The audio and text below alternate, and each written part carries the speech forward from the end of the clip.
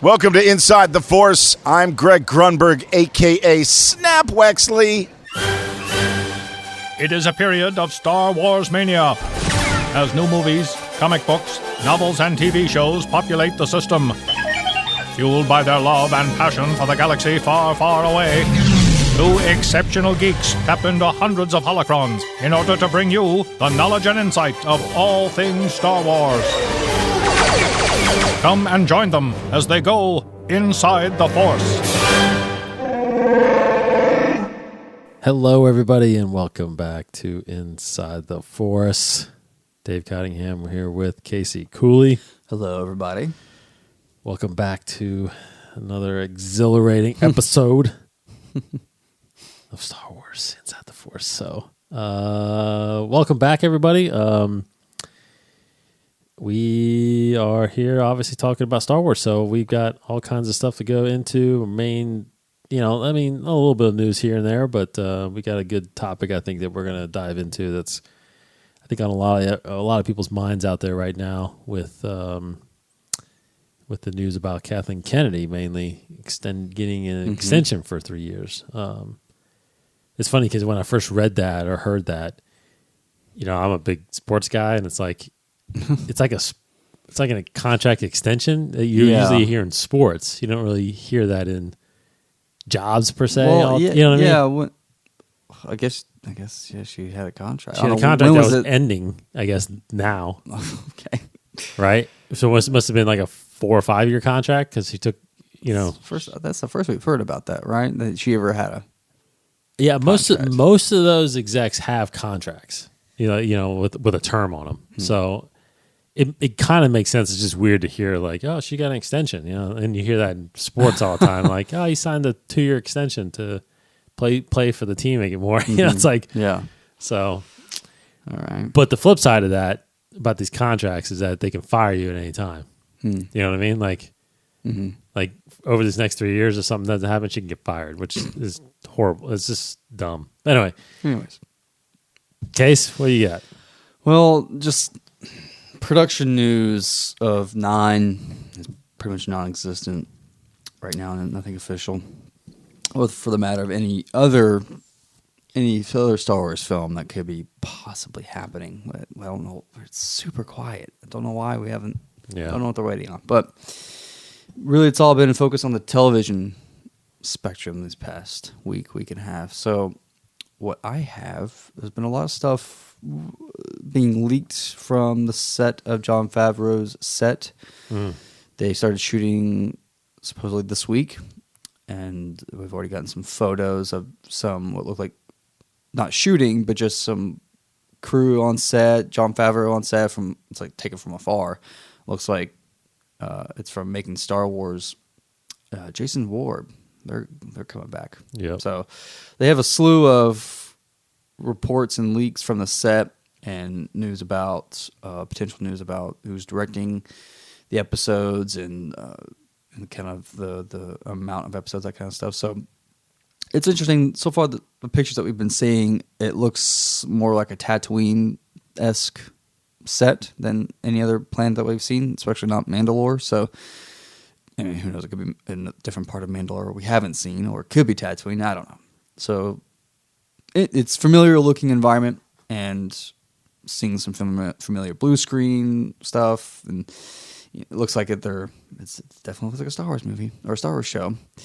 And Favreau is clearly seen on set, so it's definitely the show and not mistakenly identified. But there's other reports from Making Star Wars about who's directing, such as, and this actually just came out today, and it's quite exciting if this is true. Making Star Wars confirms it, but obviously it's not Star Wars official just yet.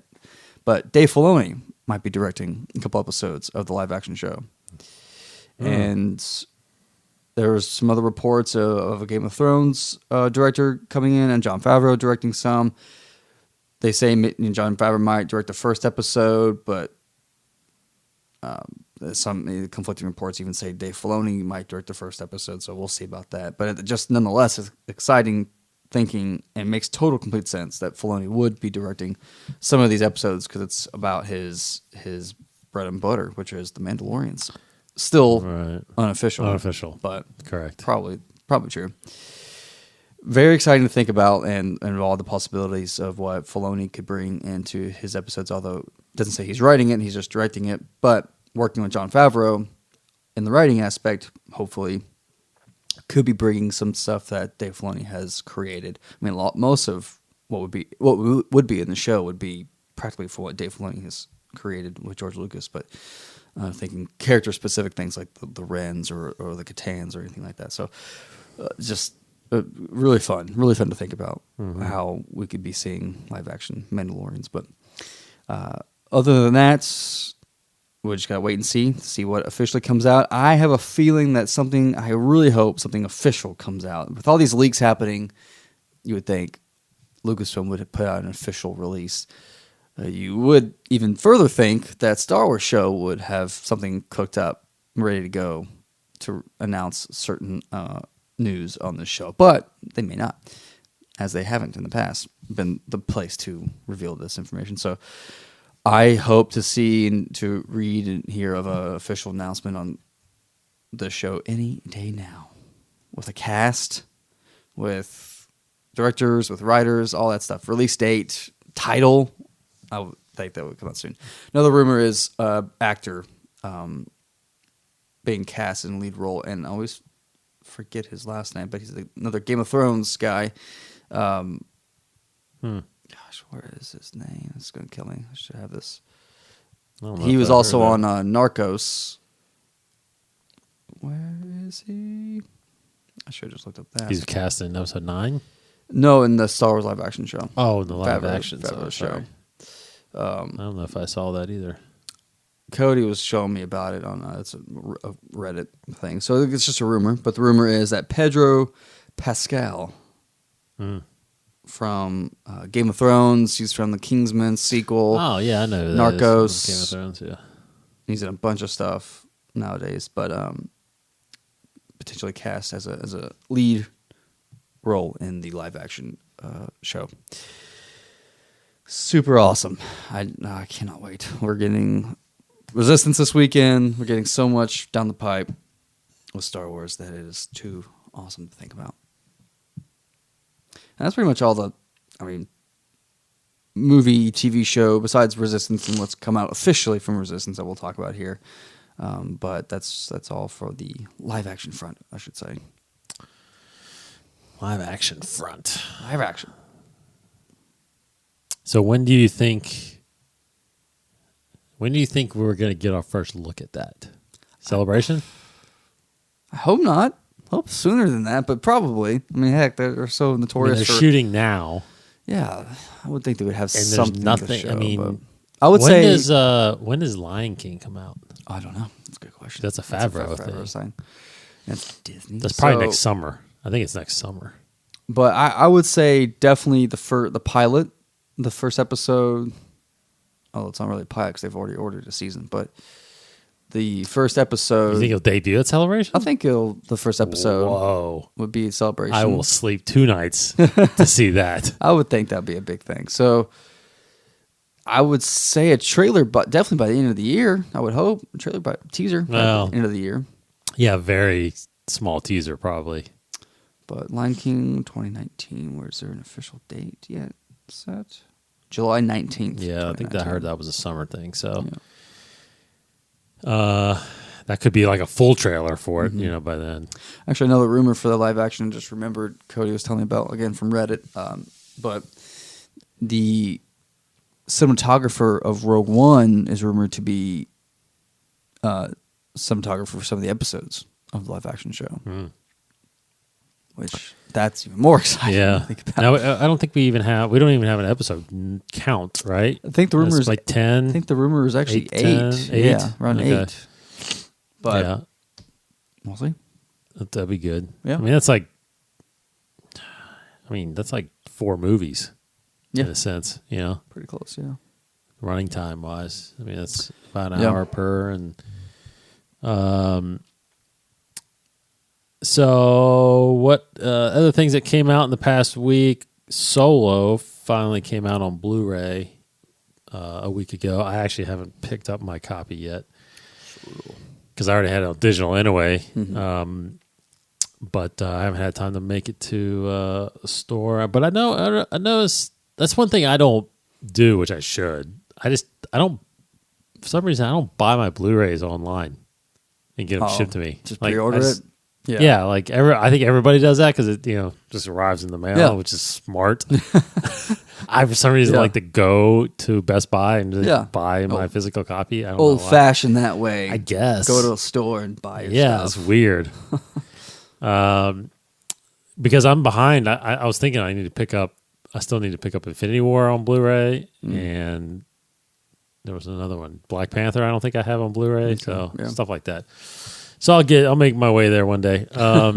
Star Wars Resistance premieres this Sunday night, October 7th at 10 p.m. on Disney Channel.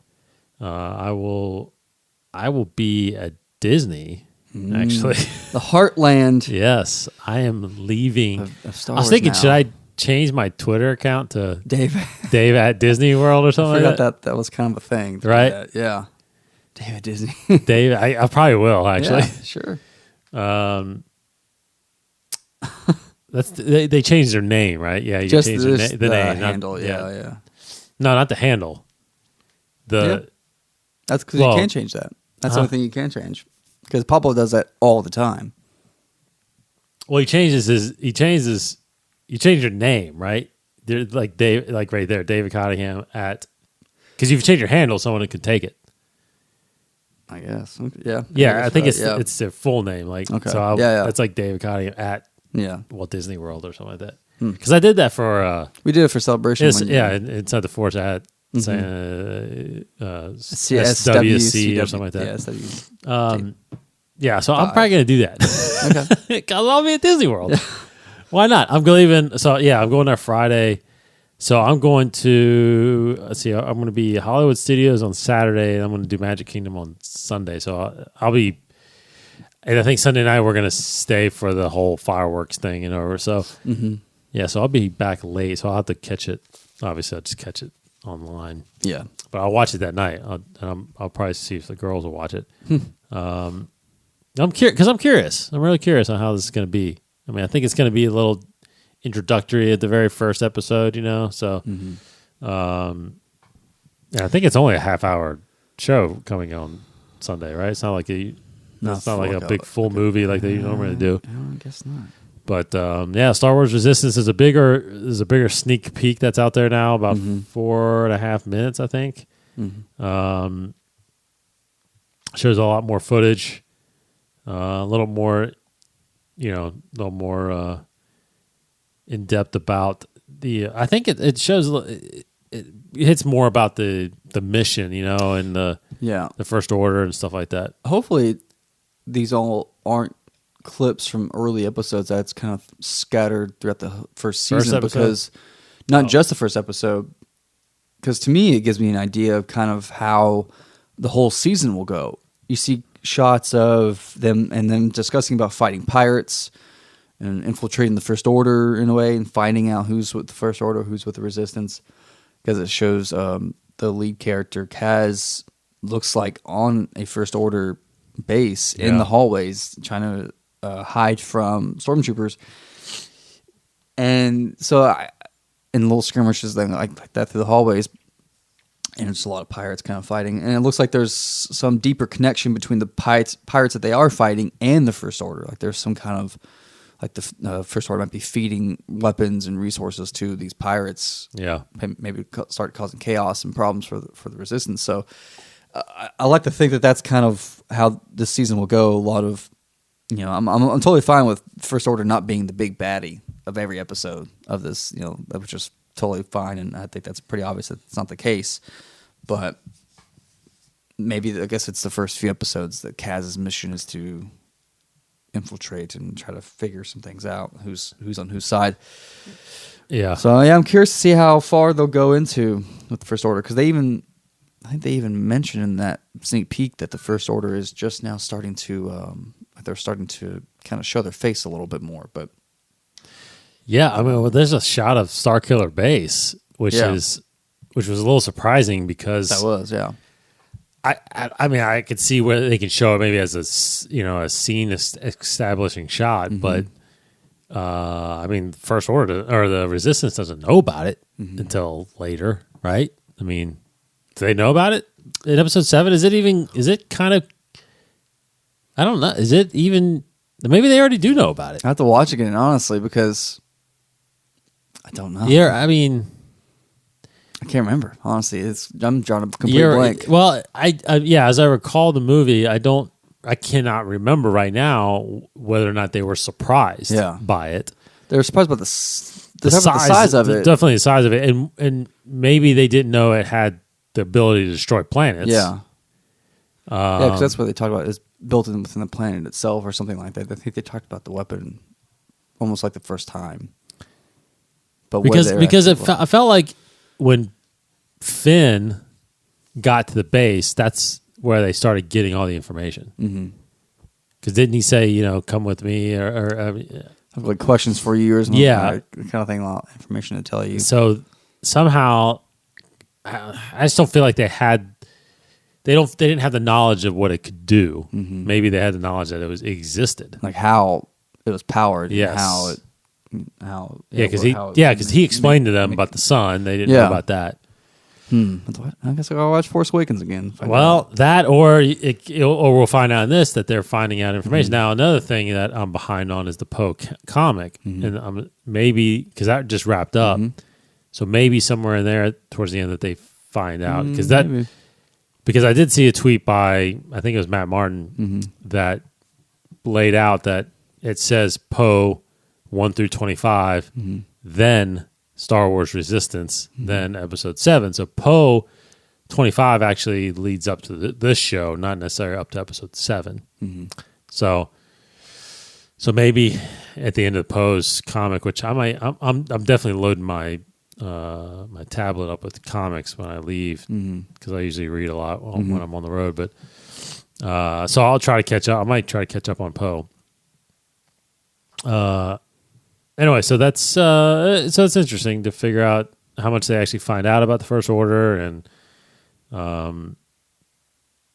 because because we've definitely read at some point that Leia has been pleading to the government that there's a threat. They just did, the Republic doesn't think it's a threat, right?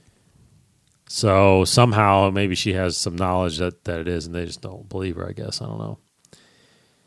So anyway, that's Sunday. Tune in for that. StarWars.com also released a trailer for the next VR series that's coming out called Vader Immortal. Now, this is pretty interesting because it's done by, of course, the same guys that put out the Secrets of the Empire. Right, yeah. This is supposed to which I'm doing this weekend. Yeah. I'm doing that this weekend. ILMX Lab. And ILMX Lab. That's a whole VR experience. It's in a big room. You're stormtroopers. You're going through the whole storyline.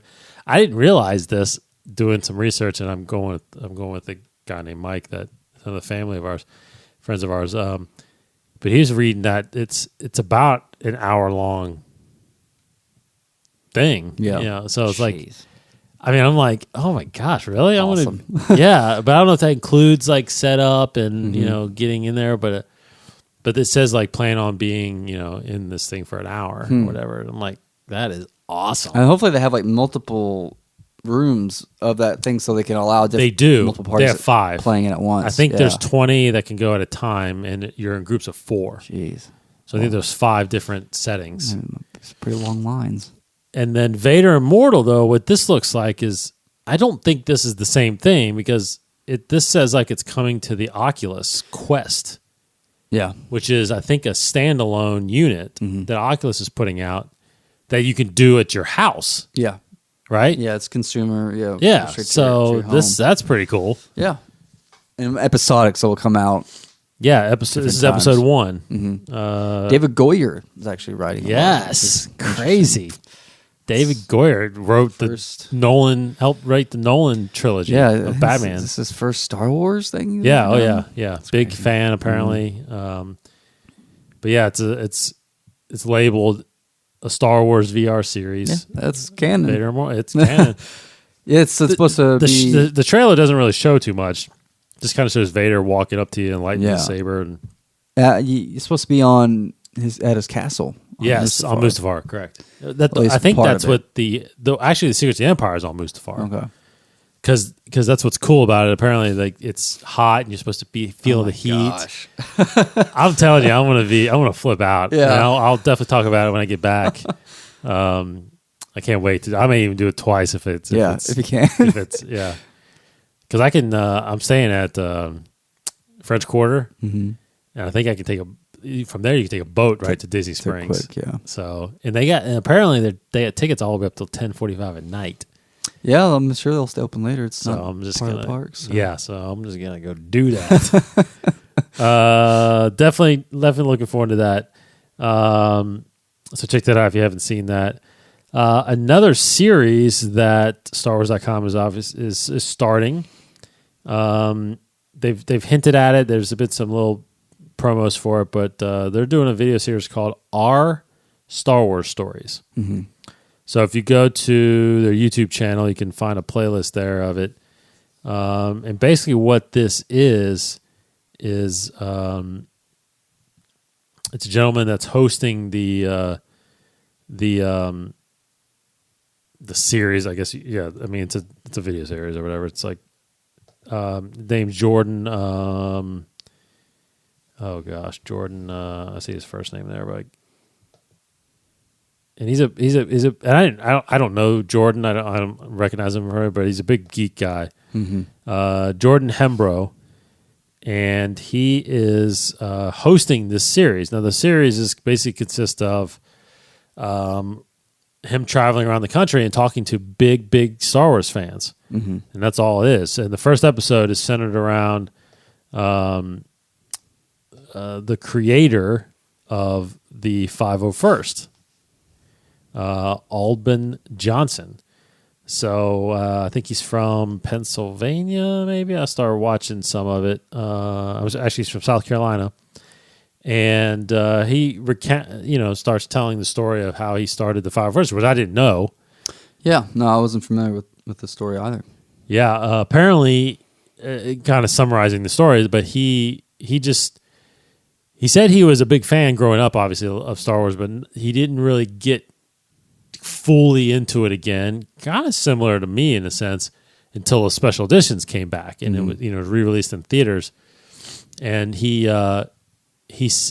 somehow found a stormtrooper outfit from the original movies, and he paid a lot of money and got it, started wearing it around, and people were like just consumed by it, like, oh my gosh, there's a stormtrooper from the movies, His buddy ended up getting one, so they started walking, and then all of a sudden they found out, because think about it, this is like 98, 99. I mean, there was no social media and internet, right? I mean, people just kind of word spread. He said somehow he started finding out that a lot more people were doing this, and then so he, at some point, I think it wasn't until later in the 2000s. It was one of the celebrations. Well, he said he went to Celebration 2. Yeah.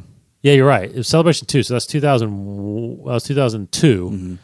So there was like the first time there were like 6 of them, cosplaying or whatever, and he formed the Legion, I think, right after that, the first 501st Legion. So, but so I didn't know the background of that. I actually thought, for some reason, actually Star Wars started the Legion, and it kind of picked up, fans picked it up from there. It didn't make it clear, but I'm pretty sure the term 501st, I guess he created.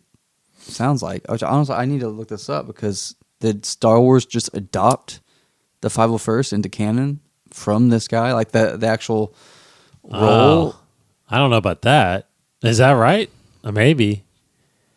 I always thought it was an expanding universe that Vader referred to his Legion, his stormtrooper Legion as the 501st. But then it might have, even from that, have been sourced from what this guy's done. That's what I'm guessing. If he created the 501st, he was a military guy, I think, right? Mm-hmm. Yeah. Yeah, that's crazy if he did. That's incredible. I didn't know that. But the 501st has obviously grown into an extraordinary organization. Not only are they obviously Star Wars supporters and fans and all that stuff, but the charity work that they do is incredible. And you can find a garrison almost in any state now. Actually, Kentucky has one. And when you see, especially when they're visiting hospitals and kids and doing stuff like that. I mean, that's just it just shows you how powerful Star Wars can be outside of just the movies and the stuff that we watch. Yeah, it sounds like he did indeed create the 501st name itself, and in 2004, if this is true, Timothy Zahn incorporated it into the expanded universe in one of his novels, and then became officially canon in Revenge of the Sith novelization. Wow. So there we go. Impressive. Most impressive. That's crazy. Well, it completely makes sense that he would be the first guest on this episode because, that's a pretty big. He started a big. Now it's all over the world, and it's cool that they give out honorary memberships. Yeah, and you get this coin, right? And I learned this when at which celebration was that we were at with the Lucas? It was 5? 4, yeah, 5. 4 was in 5. LA. Yeah, was it 5? That was the last one before the merger. Yeah. So, because you were there, right? Yeah. Do you remember like when the Robot Chicken panel was up there, and they can challenge you that you're not wearing the coin or having the coin in your pocket. They pulled out their 501st honorary coins. It was pretty cool. So, oh wow, that's interesting. But I haven't fully looked into it, but at least what I'm hearing is that getting into a 501st is you've got to have pretty much an authentic or accurate costume as much as you can. Yes. To be in. You can't just like buy a costume. Yeah, I think they really want you to try to make it. Correct. It sounds like you have to custom make it, which I wouldn't even know where to begin. But how do they know? I don't know. How do they look at it? Maybe I don't know. guess. But it's pretty neat. So I guess what I could do is easily make one, like make an Imperial officer or something. Yeah, like that might work. Sure. Like a Vader one? I don't even know what the heck. Yeah. Don't you know a Vader here, right? He's one of the five. He's the Vader Yeah. of the 501st of this region. Yeah, he works for Toyota. Interesting. Yeah, we gotta get him on here. Yeah. So anyway, that's pretty cool. Go check that out. StarWars.com, of course, on Star Wars' YouTube channel called Our Star Wars Stories. Not sure how often they're going to put these things out, but it's pretty neat. Pretty neat that they're doing Star Wars fans. Yeah. Okay. Next bit of news. Also, before we're leading to our topic, and you might know this story a little bit more, but Bob Iger apparently was talking, or I think it was the Hollywood Reporter. Yeah. Did a story about him talking about the slowdown that's happening. Yeah, with that's his words. So he was talking about, it's an article where he talks about a lot of different other Disney projects, but then specifically about Star Wars, being asked about Star Wars movies coming out every year. He says he's almost taking the blame for it. Yeah, Wasn't he? I'm just going to read his quote here, and we can dissect it, I guess, but I think it's ridiculous. But anyways, Bob Iger says, I made the timing decision, referring to Star Wars movie one a year.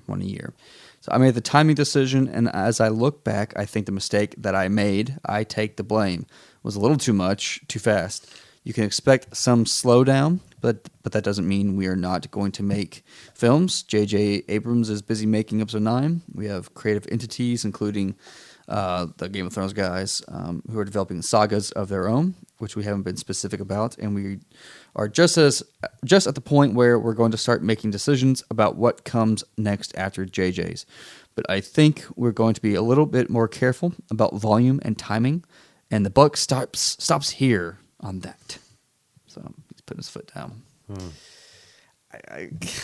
That saddens me that they're really that manipulated by one movie's box office results, but when it's still kind of, it wasn't even that bad. But it was bad. what? How compared to just the other billion-dollar movies? Like, well, yeah, well, it didn't even hit 400, and they probably spent double that on I don't know if you making the movie and marketing and all that. Take the early Marvel movies. Yeah, but didn't make that much. Yeah, but here's the thing: is you still haven't lost money on the movies. That's that's where. I mean, you still haven't lost money. You might have lost money on that movie, but you still haven't lost money. So, but I think you have to look at. Well, and I don't know if they do. I think you have to look at the reasoning behind, the box office success or failure based on other factors besides just the numbers. I mean, I truly believe, and I don't think I can be convinced otherwise that, just think about it. If that movie still hadn't been released, like if it was supposed to be a December release, I really feel like it would have done better in December. Yeah, I agree. So, then of course, people were skeptical after Last Jedi, and but I still haven't, with all the negativity that I've read about The Last Jedi, I have not read any kind of negativity like that for Solo. I mean, everybody that's seen Solo really likes it, and I really like it. So it's like, it's hard to hear him say something like that, just because there's so many other factors that go into that movie. Than just the box office. But, I know they're looking at the bottom line saying, we spent this, we only made this, didn't work out, but if it didn't work out, you're giving Kathleen Kennedy 3 more years still. So something's working, or something you like is working. But I don't know. I mean, it's weird that when he says slow down, but we know what movies are being worked on.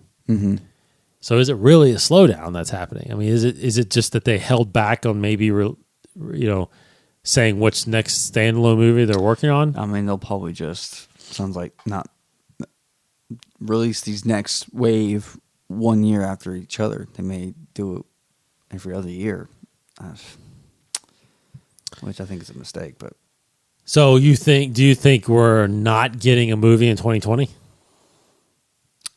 For the third Star Wars story, the third solo film, whatever, it's possible now. I think it's definitely possible. I mean, all he said was that we're still making the movies. We still have these movies planned. It's just we're going to slow down. I'm backtracking on my one movie a year commitment. Yeah. That's really all he said. So I would not be surprised. They focus a little bit more, take it off years, focus more on their television properties, and then come back with either the third Star Wars story or whether it's the Game of Thrones movies. I mean, he didn't mention Rian Johnson, but I'm sure they're still making those. Yeah, I think they're moving forward with those, and the Game of Thrones guys are still moving forward with theirs. So there's more. There's at least 5 or 6 movies there that we're talking about. Yeah. So I couldn't imagine them not getting released pretty close to each other.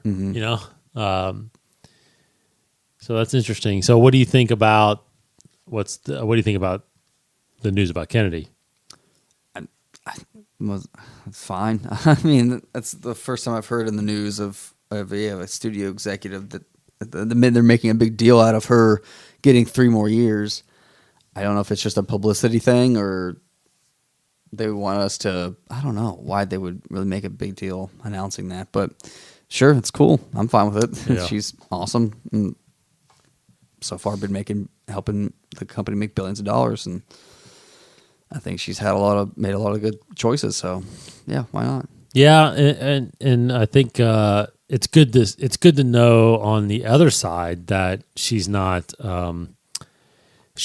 running from the pressure either, because there is a lot of pressure. Yeah, There's got to be a lot of pressure running, arguably, besides Disney, the biggest and most recognizable franchise out there. And the fact that she's taken but she's probably smart. She's not listening to. She's not on social media. She's not right. getting death threats and all that stuff that most of these people do get. But there's definitely got to be people telling her about news and PR people that are saying, "Hey, these people are talking bad about you" and stuff like that. But the fact that she's still going forward, that she's still making decisions about more content, it's a testament to what she's willing to put up with, and to keep going. And obviously, this coming on the heels of basically what happened with Solo is definitely, I think it's definitely a plus for Iger that he's actually judging her on all of her work, not just the previous work, right? Yeah. Because very similar to sports, what I said earlier. Like if you underperform one game, even though you've been performing the previous 5 games, they might get rid of you still. It's like that's the way it goes. But it's good that she's doing that. So, so that kind of leads into what I want to talk about was, so let's just say or me and you, or individually, it's to say Kathleen Kennedy steps down. Okay. And Bob Iger says, Casey, Yeah. you're running Star Wars. You're running Lucasfilm. What would be your plan as far as all this content? How would you release it? How often would you do movies? What would be your executive decisions? First choice, make Inside the Force the official Star Wars podcast of all. So. Yeah, that's awesome. Yeah, so we're just kind of talking just movies, kind of the movie plan, or just content anything. in general? Yeah, content in general. Man, oh man. I heard rumors, we've been hearing rumors a little bit of, no, it was for the Marvel, there was a Marvel streaming service show for Disney about there. It's more of an anthology where each season is going to take care of a character. I would love to have that for Star Wars. I think that would bring a lot of opportunities for a lot of world building that could happen. So of these corners of the galaxy that aren't being seen or looked at, or even these minor characters that can, like bounty hunters, you can have a season of just the bounty hunters, or a season of somebody on Alderaan, so you can show, spotlight different areas that we have yet to see that don't really dictate a full movie, or maybe even too much for a book, but not enough for a movie. So I would love I would greenlight a show like that, definitely an anthology Star Wars show, like 8 to 8 episodes kind of a thing. Really push more for content on the streaming service, with not just the shows, but also the movies. So we kind of talked a little bit about it, but like underworld movies. So more films exploring and building on that world. Maybe if it works better as TV show, then just do a TV show, Star Wars Underworld show, like there was plans for. Right. Now for movies, though, for like the big screen, released in theater kind of films, that's definitely serving your bigger ideas. I don't know if I would continue with like a 10, 11, 12 necessarily. I would definitely continue stories with, depending on what happens with Rey and Kylo, continue stories with those characters. Because that's the face right now, and you want to push that as long as possible. And I think you can get the next kind of 10, 15 years out of that, just like we have kind of with the original characters. So in the original movies, but that's 6 movies. So like 3 more movies with those characters, I think would be awesome. But I wouldn't. We'll just have to wait and see what happens with that with episode 9. All right. So yeah, I mean, can't think specifically. I don't know specifically story wise what I would do, how I would explore it, but maybe do some Old Republic stuff.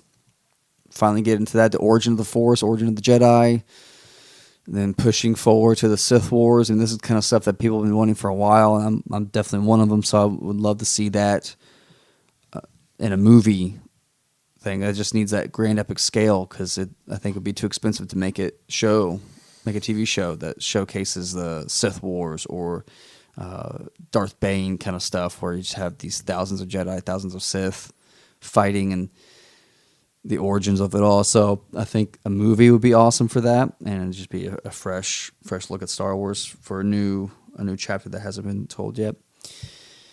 Yeah, I think Darth Bane would be pretty cool. Just not thinking about it, but Totally.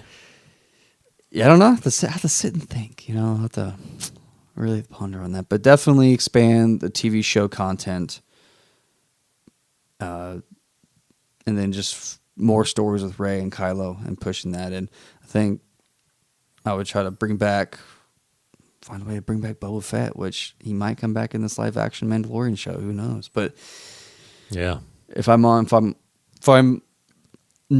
the CEO of Lucasfilm president, then that's one of my decisions. Now is like if Boba Fett's on a live action show, put him in the live action show. It's Mandalorian, so yeah, just bring him back. So. Yeah. Oh, that's kind of where I would start. We would just But how? So what? But how often would you release the movies? I would still do one a year. I think you could still do that. Not and just keep them all in the same time frame, so it doesn't feel too close together. I personally, I would love it if it was the Marvel formula where it's 2 a year. You have one at the beginning, one kind of the end of the year. Oh, sometimes they're doing 3 a year. Yeah, so 3 a year. I mean, I would love that. That's probably too much for everybody else. So if I'm trying to think business-wise and strategy-wise, I would just keep it to one a year, but keep them always in December. And I would just have to be, knowing me and my passion for it, I would try to really tailor these stories to. It's just a hard balance, which I'm not. I can't say I can do any better than Kathleen Kennedy, but it would just be really hard to balance what needs to be done with Star Wars to push it along into this new era, and also what needs to be done with keeping that nostalgia and keeping that core fundamentals of what Star Wars is. It's just that would be a hard balance to do that. But yeah, I would make Dave Filoni have more control. I'll give him more creative control. To do what he wants. So I'll try to put these people in the right places to put Star Wars where it needs to be. And you hit on a point that I was definitely going to start with. I think is that it's I started thinking when I heard the announcement that she was extended for 3 years, and I agree with it.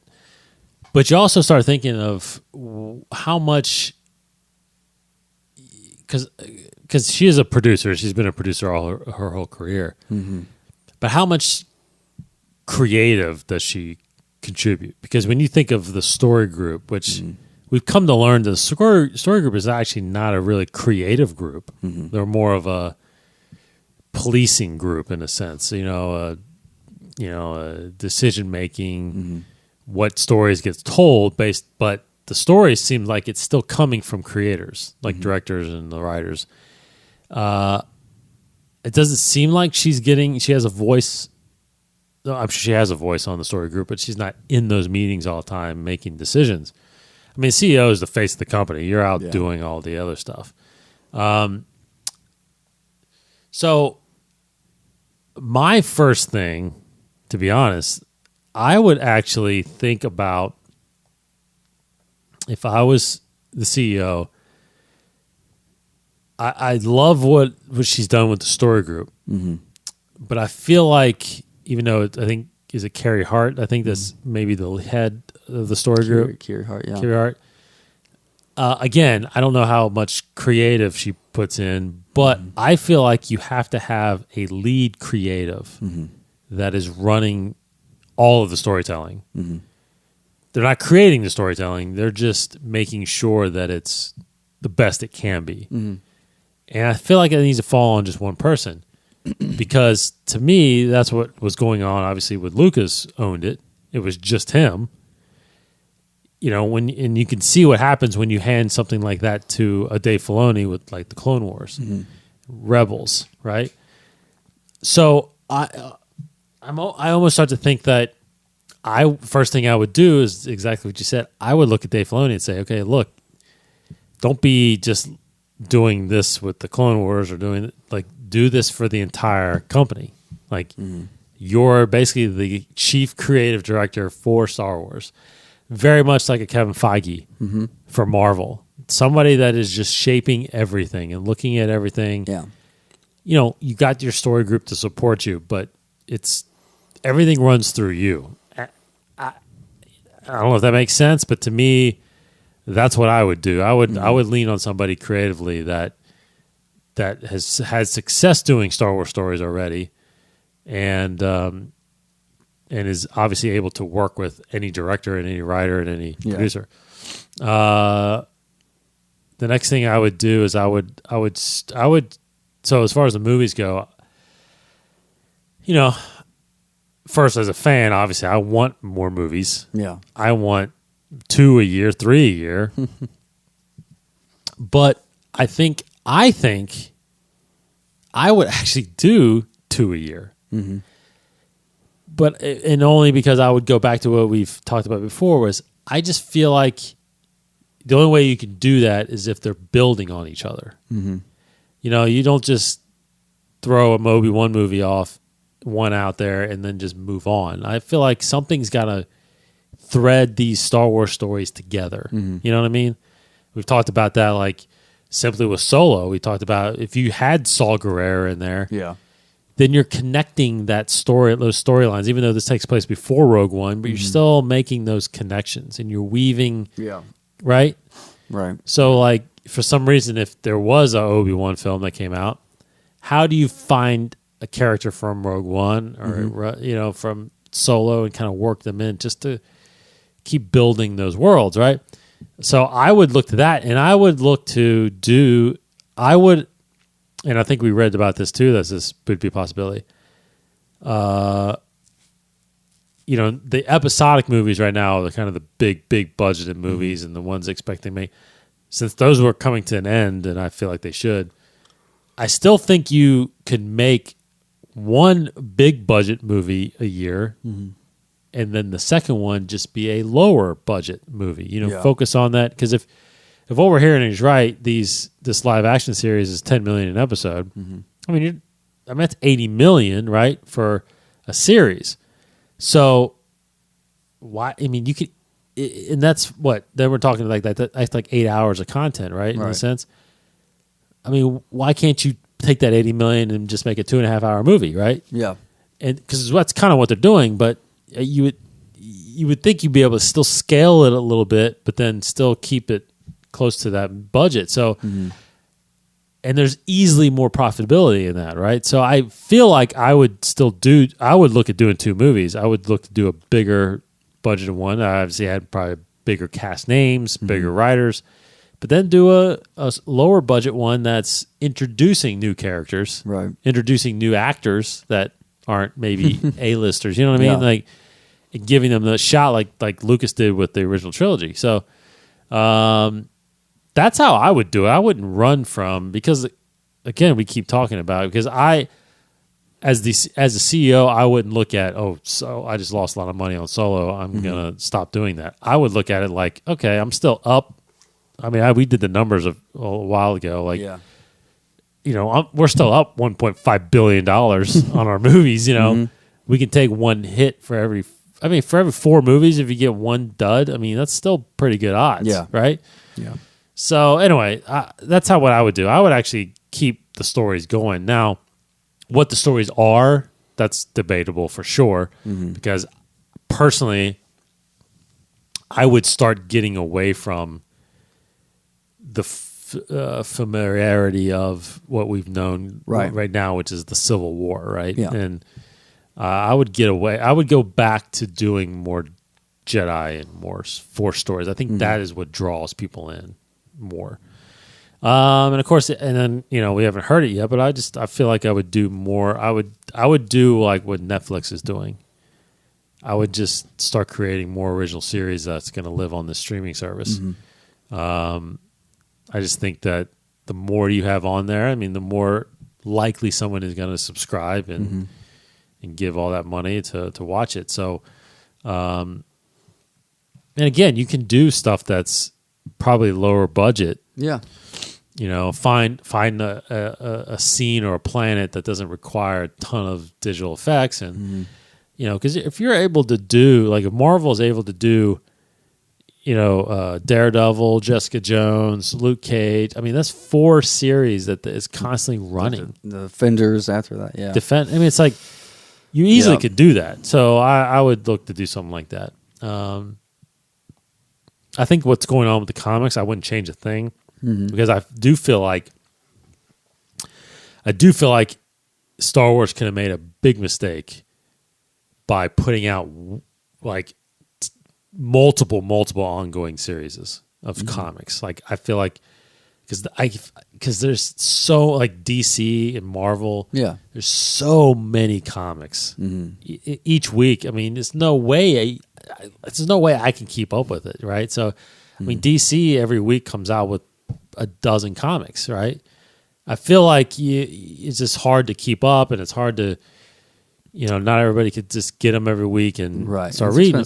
Yeah. I just feel like I think they're doing good. They've got 2 or 3 going always, and then they'll introduce like a limited one that's only like 5 issues.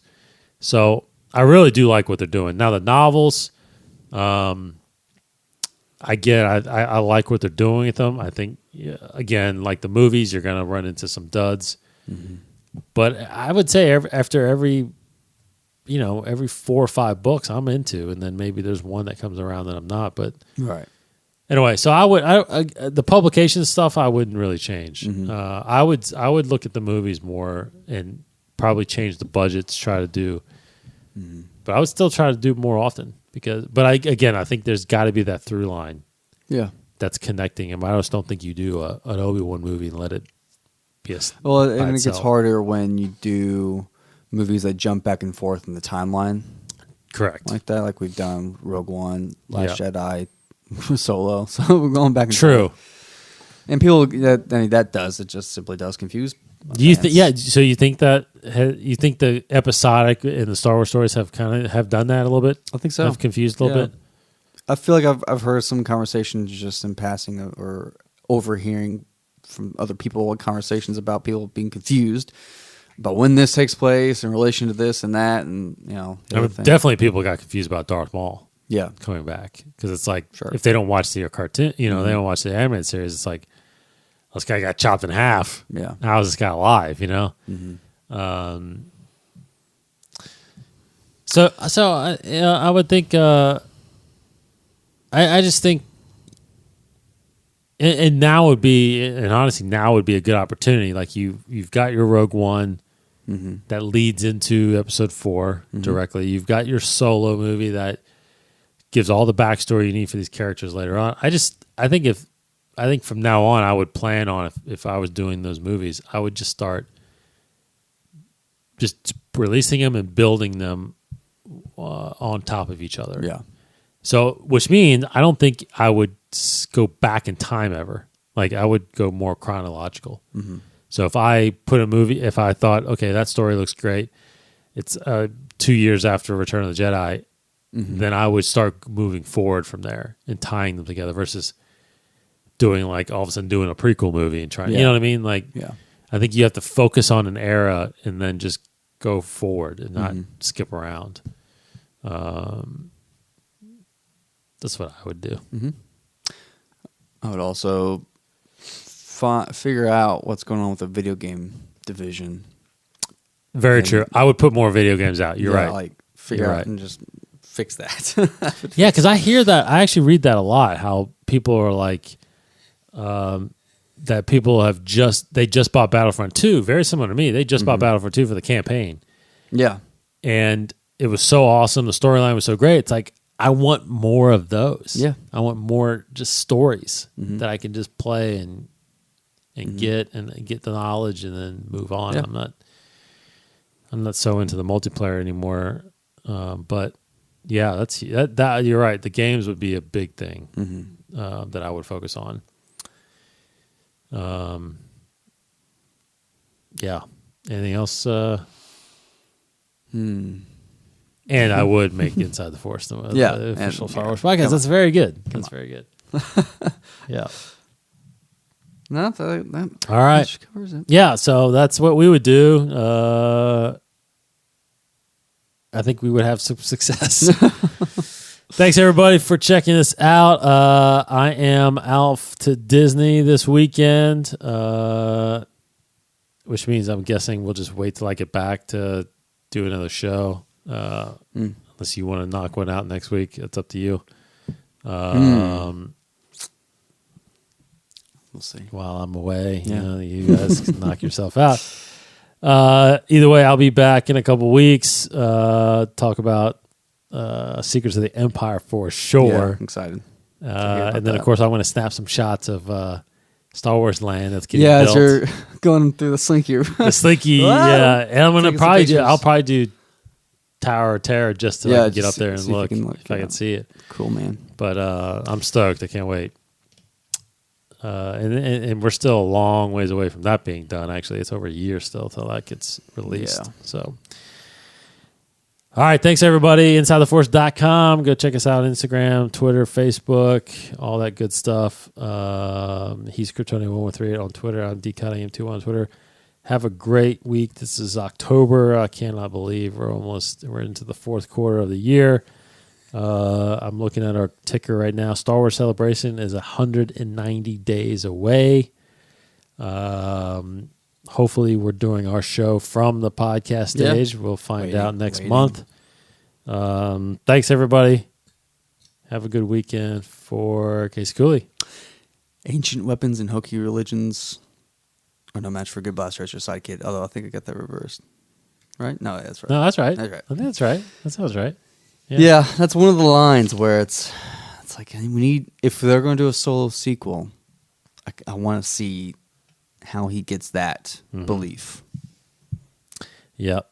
There's a lot of talk about it. Yeah, I mean, a lot of fans that talking about a solo sequel, which is cool. Yes. Well, I just, speaking of people seeing it for the first time, or, not saying a lot bad, things about a friend of mine, teacher friend, just saw it for the first time, said it was great. So it's like people are still buying it and seeing it. I haven't heard yet the DVD sales. I mean, just came out, so yeah, I haven't heard yet. I'm sure there'll be something helping, or the digital. But you're right. I just, for some reason, a lot of people just didn't go see it, and it's not because of the negativity. It's just because I think I truly believe just the time was a bad release time. Yeah, I mean, 3 weeks after Avengers, a week after Deadpool 2. It's Memorial Weekend. It's not. I just think there were so many factors, plus the lingering. You're only 5 months away from Last Jedi. Still, I think if it was this Christmas, it would have been it would have made a lot more money. But and apparently in that Iger interview, I think did I hear that Disney's the one that pushed for the main release. Like Lucasfilm was actually Lucasfilm. Kathleen and Ron were actually trying to push it back to December, but they wouldn't let them. So Disney was actually the ones that said, again, I don't know if that's true, but Disney was the one that said, no, you've got to, we've already reserved that day. You've got to get it out there by then. And what's funny is I've heard on, Fat Man on Batman, which is now actually called Fat Man Beyond. He changed the name to Fat Man Beyond because he's not fat anymore. And he was like, I don't really, it's not a Batman show anymore, So anyway, Fat Man Beyond, Kevin Smith still, and Mark Bernard, they were just talking about recently how they do a big Q&A thing on their show, which is cool. But they mentioned how sometimes what happens in the movie making business, which I'm actually not sometimes, all the time. They asked, I think, what would you change most about the movie business or the TV business? And Mark had a great answer. He said, I would change release dates. He's like, because normally what happens is the release date is set before the movie even has a script. Sometimes, like, and you hear it, right? Like right now, there's a movie. There's some movie coming out, there's an untitled DC movie coming out in 2020. It's like, okay, what is that movie? Who's making that movie? You know, it's like, so then you're rushing to get it done. He says, and creativity, is what suffers from something like that. So you look at, Solo. It's coming out in May. I mean, they reshot the movie in late 2017. Yeah, it's like, I mean, they're rushing to get it done. Again, I feel like it was a great movie, but what if they had a few more months and then they had the build up? It's just, it just could have been different. Anyway. Thanks, everybody. Have a great week. For Casey Cooley. Goodbye, everybody. I'm Dave. May the Force be with you. Thank you for listening to Inside the Force, a Star Wars podcast hosted by David Cottingham and Casey Cooley. For more shows, additional content, articles, and the latest Star Wars news, please visit InsideTheForce.com. Inside the Force. For the Force in all of us.